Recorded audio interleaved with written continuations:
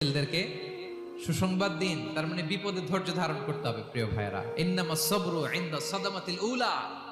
বিপদে আমরা অনেক সময় প্যানিক হয়ে যাই, অস্থির হয়ে যাই, কি করব, হতাশ। না, মুমিনরা হতাশ হয় না, ধৈর্য ধারণ করে। কি করে? কি করে?